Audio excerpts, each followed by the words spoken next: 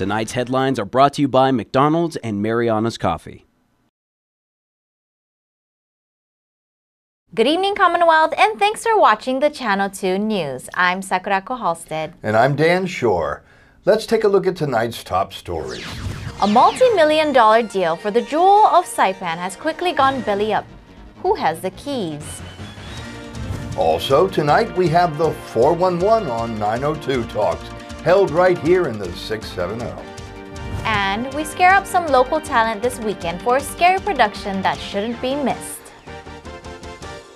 In sports, grapplers take their moves to the south. It's fight weekend. Stay with us. These stories and more are next.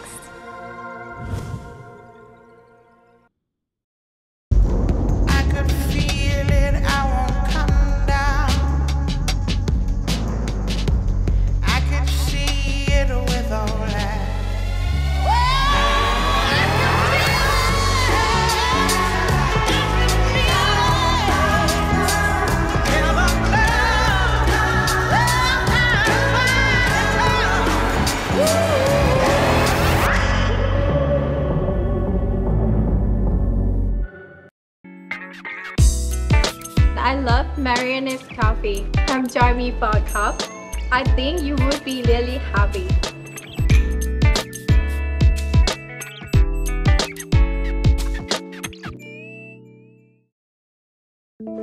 We can't wait to welcome you back. Beginning October 16th, the doors of Miyako will reopen. Alongside the tranquil ocean and vibrant gardens inside the former Hyatt, Miyako will offer 2 weekday seatings for a special Japanese lunch buffet. Make your reservations Monday through Friday by calling 670-488-1000 and indulge in authentic dishes, including fresh, never frozen salmon and tuna. Make new memories at an old favorite. Make it special. Make it Miyako. This burger looked at one slice of melted cheese and said, more cheese. It looked at pickles and said, also onions. It wanted to be more than hot. It wanted to be juicy. This is the Quarter Pounder with cheese. If you thought one napkin for the Quarter Pounder with cheese was enough, it's not enough.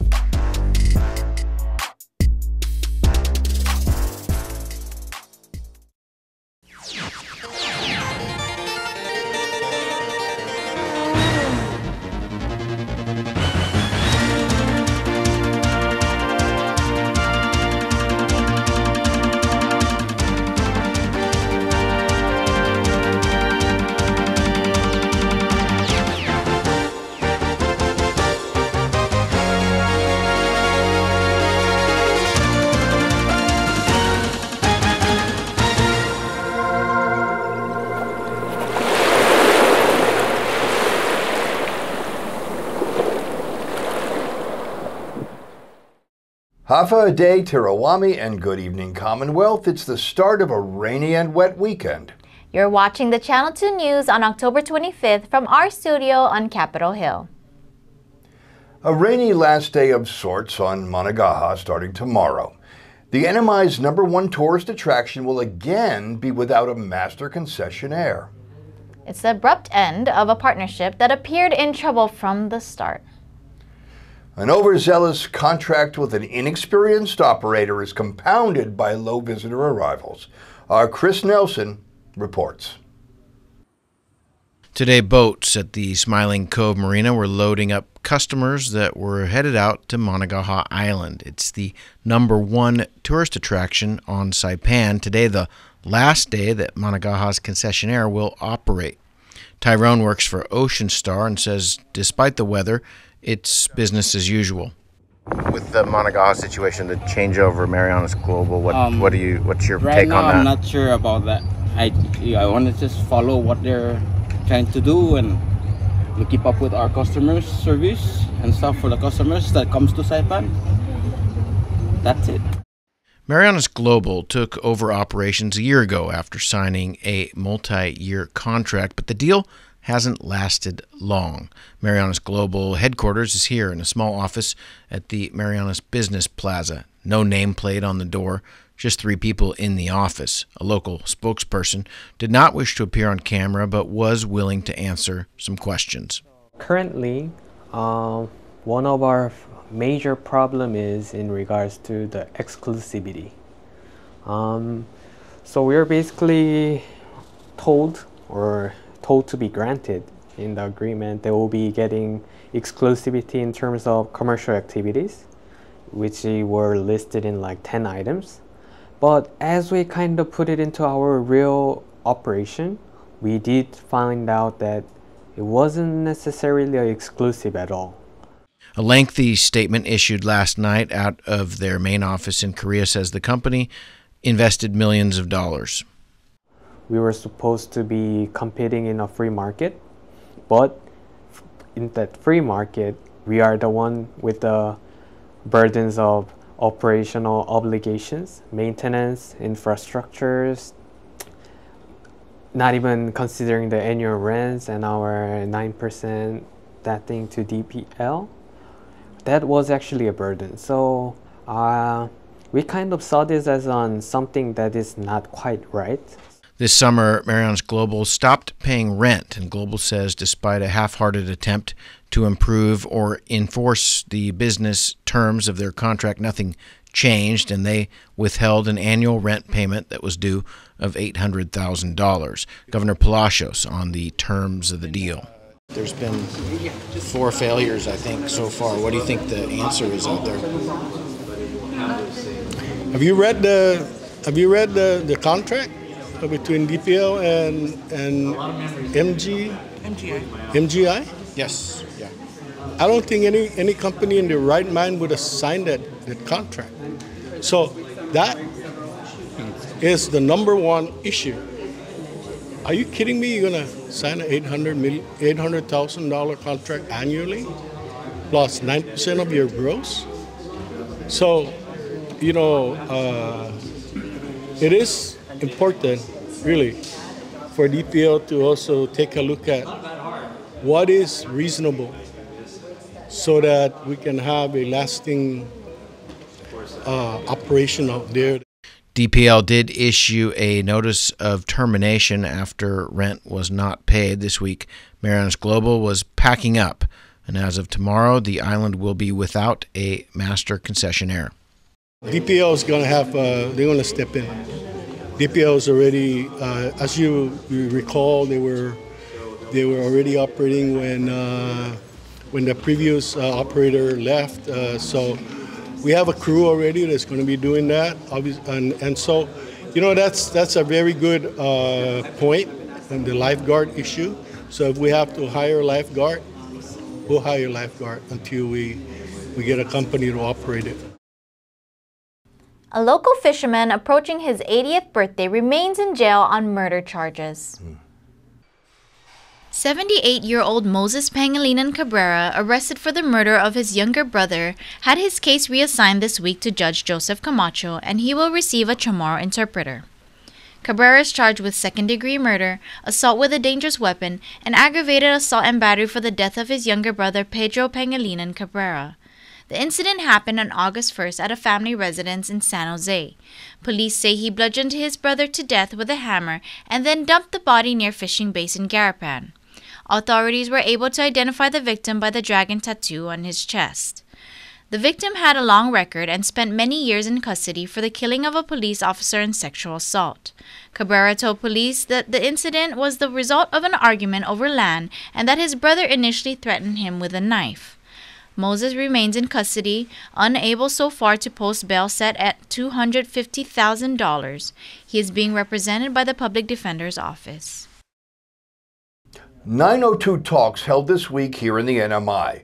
With the November presidential election looming, deal-making time could be running short. With just 2 months prior to the end of the Biden administration, the governor is quickly looking for some financial resolution. Financials, Section 7 of our covenant, and that itself encompasses a lot. Economic development, infrastructure, financial assistance under 702, the continuation of that. So we're going to keep that focus on that. That's the immediate. We don't have a lot of time for this discussion. We only have 2 months before we close it out and come up with an agreement. So we want to work hard. Negotiations started Wednesday. Thursday afternoon, a quick update from the parties. Yesterday, the first day of the consultation meeting, we've had very open and very productive discussions, and those conversations will continue today. I want to emphasize that I'm grateful to Assistant Secretary Cantor for openness and willingness to focus our dialogues on the urgent items that are directly aligned with the provisions of the covenant, aimed at achieving a progressively higher standard of living for the people of the Commonwealth.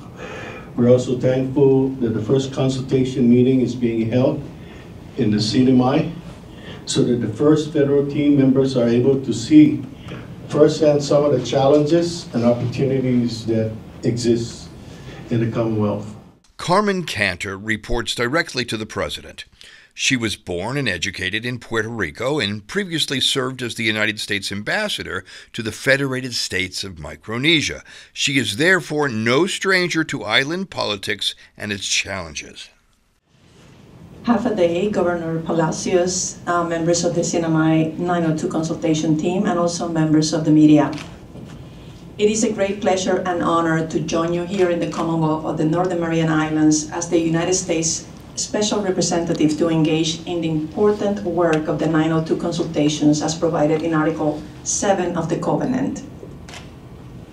We received the CNMI's position paper regarding economic development assistance, and I commend your team for its clarity in discussing CNMI's fiscal and economic challenges and its thoughtful treatment of the opportunities to structure a more sustainable future. We are very, very grateful for the very productive discussions that we had yesterday, and we look forward to more discussions this afternoon. Thank you so much. Panelists representing the CNMI include Senate President Edith de Leon Guerrero, House Speaker Edmund Villagomez, Tinian's Philip Mendiola Long, Senator Donald Manglona from Rota, and Tina Sablan. Discussions will resume stateside at a later date. Coming up, we see who's headed out and who's coming back. And a local historian is in the books while he records a sequel.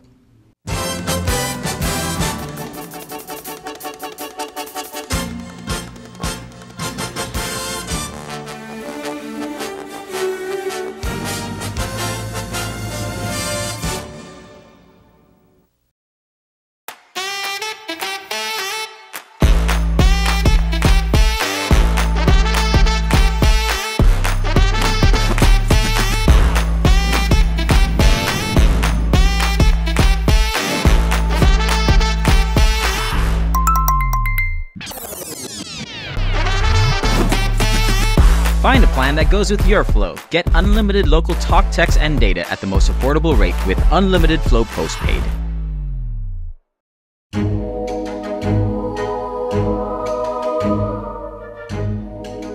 When driving this Halloween, be cautious for trick-or-treaters and other pedestrians on the roads. Drive slowly and stay alert. Let this Halloween be a safe and memorable experience for all families in the CNMI. Brought to you by the National Highway Traffic Safety Administration and the CNMI Department of Public Safety. Happy Halloween!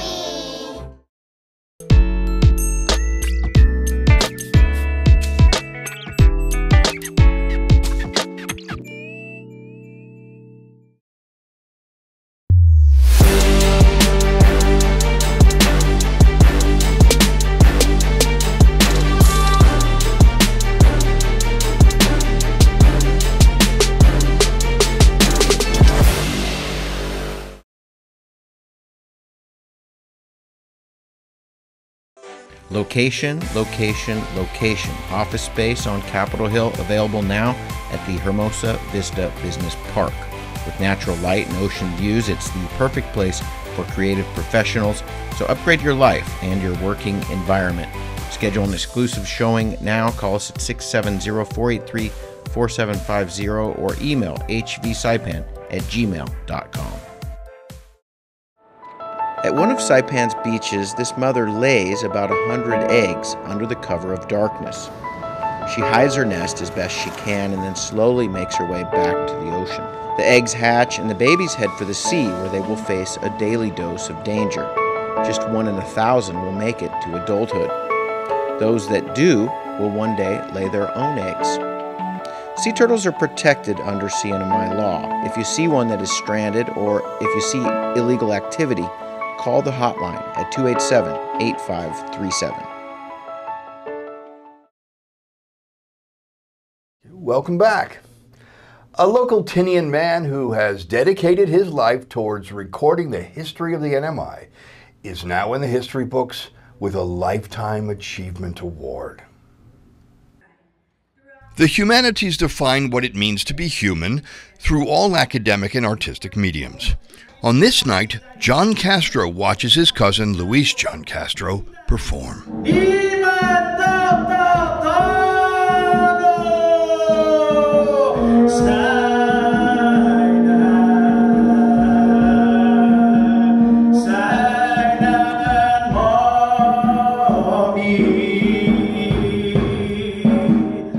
Princess Demigek and Daniel Taisaken share from their poem, Who Are We?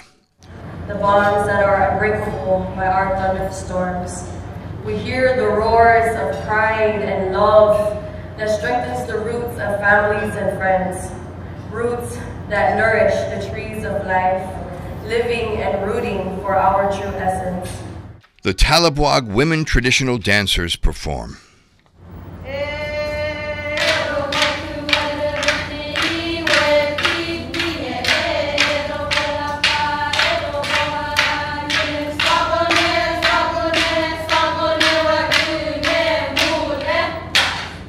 And Don Farrell receives the award for Lifetime Achievement in the Humanities. Don Farrell is a historian who has chronicled the history of the Mariana Islands before, during, and in the aftermath of World War II. He has been living a creative life for 6 decades. He has, interestingly, made his home on the island of Tinian. For a guy who so much loves to communicate, a storyteller like you, what's it like being isolated on Tinian? It is perfect. It is perfect. For what I do, it's perfect. You know, I do enjoy sharing what I've learned, right, with other people on television or radio or just, you know, meetings and stuff like that. But when it comes time for me to sit down and actually do creative writing, academic writing, the atmosphere of Tinian, the quietness, the peacefulness of Tinian, just I can get so absorbed in my work while I'm there on Tinian in my little room with the ocean right out in front of me, and it's an ideal location for a writer like me. What's your next book? Yes, the next book that I am writing is the 4th volume of the Pictorial History of Guam series. The 4th volume chronicles the history of the reconstruction of Guam, 1944 to 1950. It is the difference between the military development and the political social development of Guam are happening at the same time. And for the future, Mr. Farrell has an historian's view of military development on his home island of Tinian. The work that is going on Tinian today, the development of the divert facility, which is essentially an annex of Anderson Air Force Base for refueling tankers, the resurfacing of North Field and all of the roads and runways in the Tinian military leased lands, right, is a matter of preparation for future use. The decision of how far distant in the future is a debatable question. The history cannot yet be written, he says, because we don't know where we're going from here. By next year, we will have a clearer perspective on military plans for permanent installations on Tinian. We can rest assured that in our near future, when history is in the NMI, Don Farrell will be there to chronicle it. Keep doing what you're doing. And I know you can do a lot. Because people like I will not stop until they have to put me underground. Despite the turbulent weather, jet service is operating as normal this week at Saipan International. Adios and half a day. It's a cloudy day at Saipan International Airport. Cars line up to drop off passengers and families gather to see their loved ones off. Originally from Saipan, Peter Camacho is now residing in Guam and came here for a couple of days on a work trip. Yeah, so I work for the military, the Air Force, and so I'm a contractor with the Air Force. Although here for business, Camacho says it's good to be home. Mainly the family. So it's always good to come back home to visit family and to just be around family while also doing my work. Ellen Leon Guerrero lives in Guam and says he's been spending 2 months a year in Saipan since birth. It's really good. School is fun and everything. Because I come to school here and then I also go to school back in Guam, so like I have double the friends. For him, Saipan's nature is what stands out. Honestly, the beaches here are pretty good, like Surf Club. I feel like that's a really good beach because in Guam, a lot of our beaches are kind of rocky. And I'm not sure, but other than the birds. Birds are always nice in the morning because in Guam we don't have that. And you know, it's just always nice to see the different colored birds and all the different sounds in the morning. As goers leave, comers arrive. Leia Tarkong and Eugene Jun are back from the nation's capital. It was actually a family trip, but it worked out being around our anniversary, so we just kind of made it both. Yeah, it was just kind of like 2 in 1. They definitely appreciate the warm weather. Oh, the weather. It was freezing out where we were at. No, I'm an island So girl. now it's nice the and humidity warm. in the air was way too dry in the States. Yeah. Yeah, it's good to be home in our Zoris and not freezing. Adios and welcome to Saipan. In a post-COVID society where community gatherings are at a premium, it is important to take note when events occur that can bring people together in a common shared experience. Sporting events are a perfect example of this. But in my book, for the absolute joy of communal catharsis, live theater is the best way to go.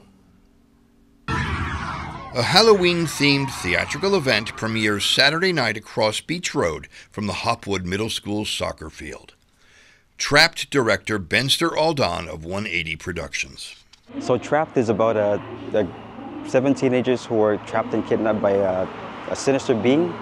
And as they make the effort to try and escape, they find out that it's a matter of life or death.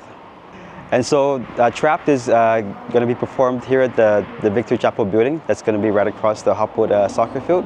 It's going to be it's going to set to hit the stage October 26th to the 28th, 7 p.m. nightly. It's free admission.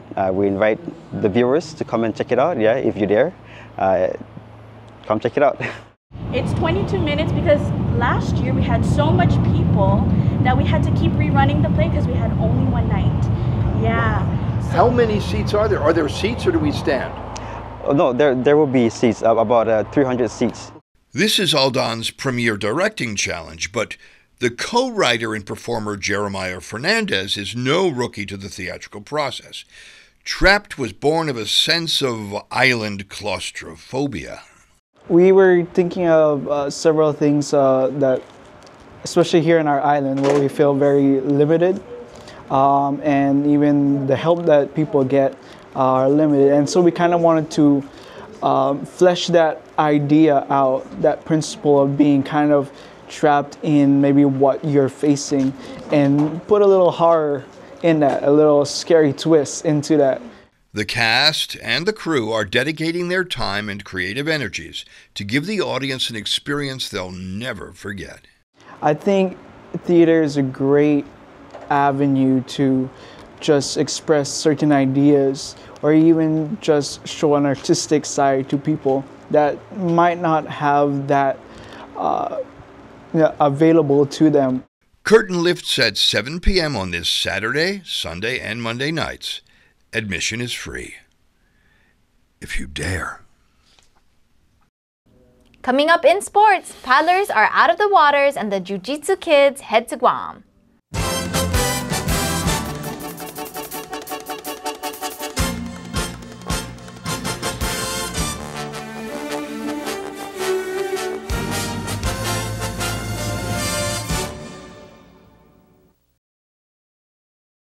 fast, fun, and easy. That's how your home Wi-Fi should be. So start with an internet plan that fits your budget. Introducing your home Wi-Fi starter pack, also known as WISP. Enjoy up to 25 megabits per second for as low as $35 a month, plus a free router with your wireless subscription. That's hours of movies, games, social media, and more endless fun. Get your Wi-Fi starter pack today only at Docomo Pacific. Better together. Additional conditions may apply.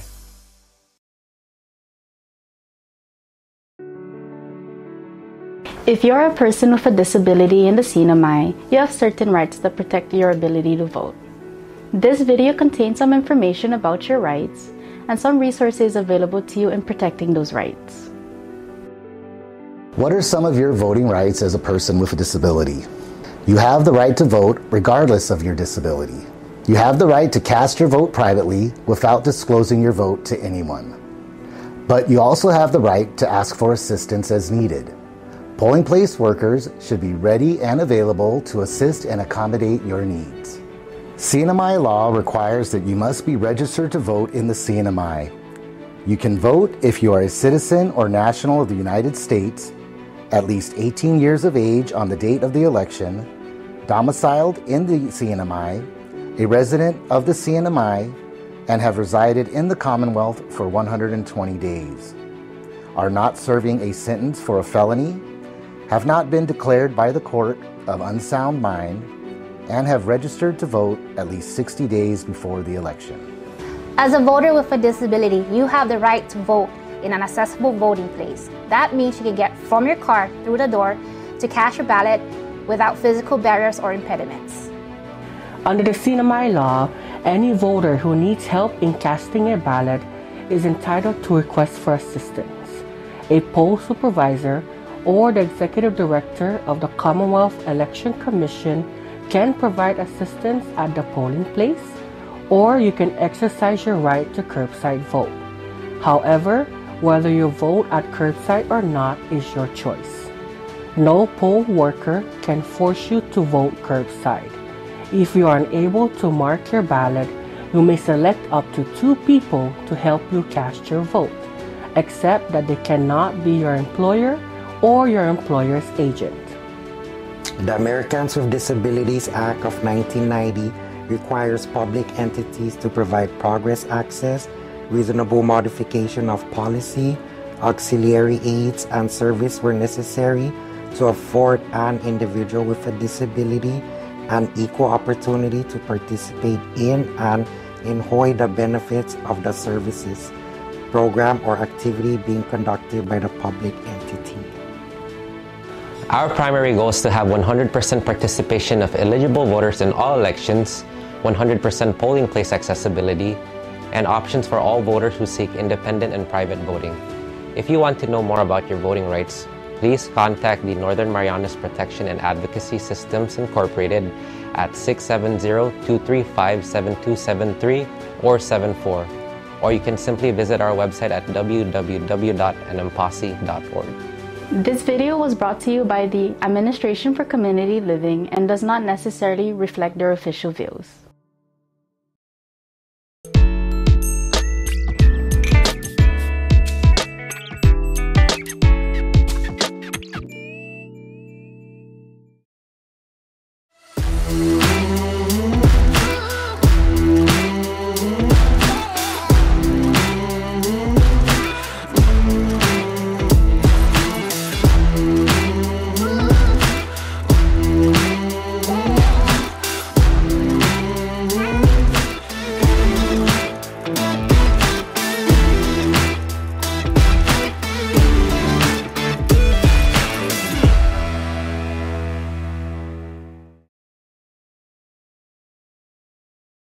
Buenas sports fans.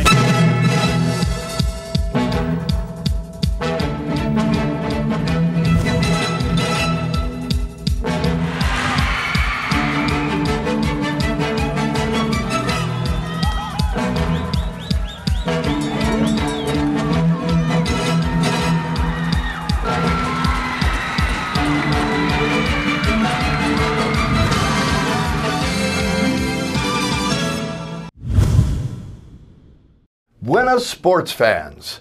Trench Tech Saipan is flying off to Guam for the Potgun Jiu-Jitsu Tournament at the UOG Fieldhouse in Guam.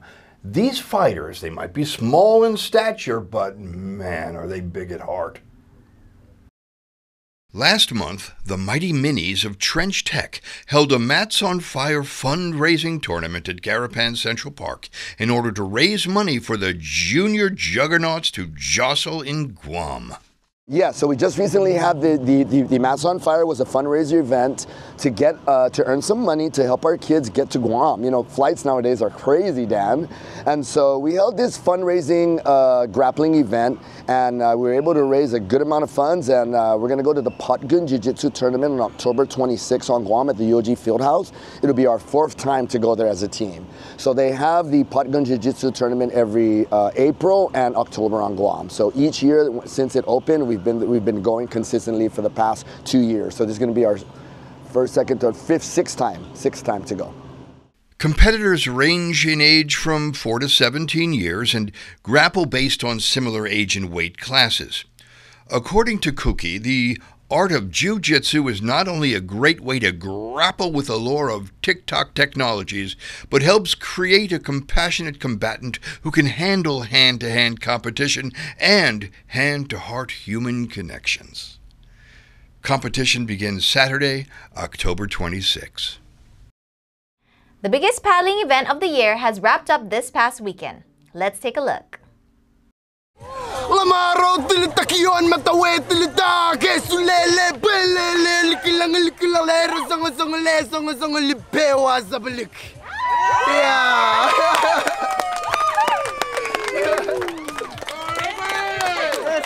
Yes, sir. Micronesia Cup 2024 was a 3-day event held at the Crown Plaza Resort between October 18th to the 20th. Races consisted of a mix of 500 and 1500 meter sprints on 1-man, 6-man, and 12-man canoes, as well as long-distance races in and outside the reef. Local teams competed against teams from Guam and Marshall Islands. Support from family and the community abound. Thanks for having us here, and we're so blessed, and we're wishing all our friends and all our paddlers and everyone that came out from Guam good luck, and we're excited to be here. Yeah, and the Marshall Islands too. Yeah. Good luck, guys, and kill it. Man, it's like really exciting. You know, my sister's competing, so like I want to support her in this event. You know. Teams from Guam enjoying the waters, competition, and camaraderie. So far, the races have been good. Especially for my men's boat, been doing good. Man, this is really great vibe, and we really love that everybody came out to represent. So 9 teams from Guam. It's like a local event in Guam too. Yeah. So. Oh, Saipan is the best host ever, man. Right. They're awesome. Yeah. I love your guys' beat. It's like so beautiful here. Yeah. I like it. The sand is really good, honestly. That's the race is like very competitive, and like it's so fun to like watch and see other teams. So yeah. Just fun seeing the culture of all the Micronesian islands coming together. Plenty strong teams over here. It's all a challenge.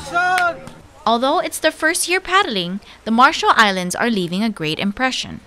Our men, they won the first 500, first time ever. So they qualified for the finals.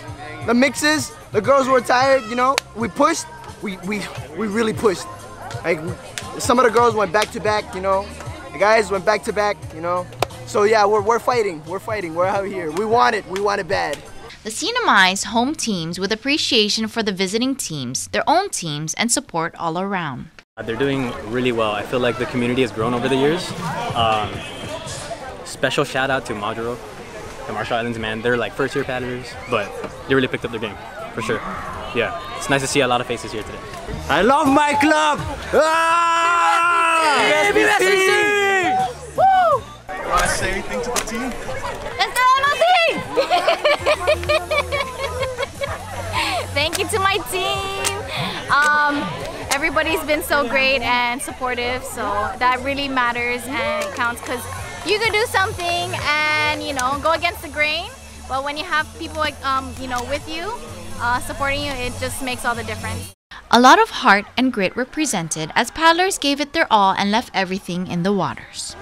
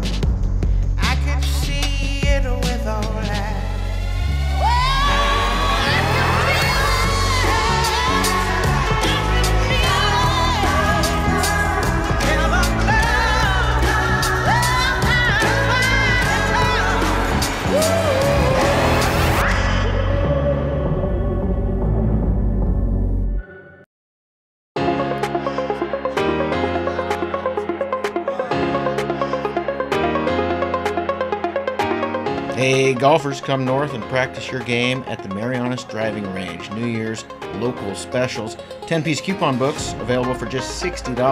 That's a $10 savings. Want to get really good? Come work on your swing every day for just $99 per month. It's our practice pass and you're going to love it. Grab your passes and go straight to the range.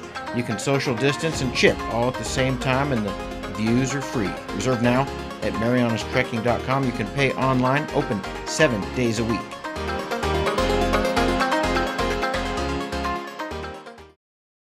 Landon Aidlet from the National Weather Service is in person tonight, just outside of our studio, and tells us it will be a wet and kind of wild weekend.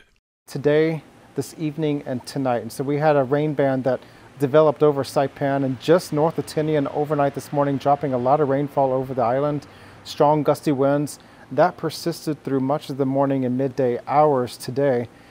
Those strongest winds are on the north and the east side of that depression, and that's where Saipan and Tinian are. And so we've seen those strong winds and the heavy rainfall over much of Saipan, much of the day today.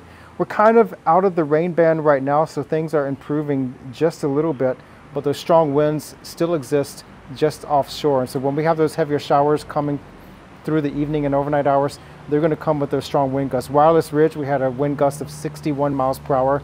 At the airport, we had wind gusts upwards of 50 miles per hour, and that's just shy of tropical storm force wind conditions. And so this is about as strong of weather conditions as you can get outside of a tropical storm. Mariners need to be careful all weekend. Yeah, definitely. We do have a gale warning in effect for the coastal waters of Saipan, small craft advisory for elsewhere to the south. High surf advisory is not a good time to be out on the water, so play it safe, stay in port, and wait for conditions to subside. We're going to see that again, the peak conditions tonight through early Saturday morning, starting to subside a little bit through the day Saturday. So we could see some improvement through the afternoon and evening hours. I know there's a lot of weekend festivities plans. It may be fine, but keep in mind gusty winds and rainfall through your weekend activities. We can still see some gusty winds into Sunday, but then things start to improve more into the week. That's news, sports, and weather. Thanks for joining us. Have a great weekend, NMI, and be careful in the water and even more careful on land, you know, drivers. Good night.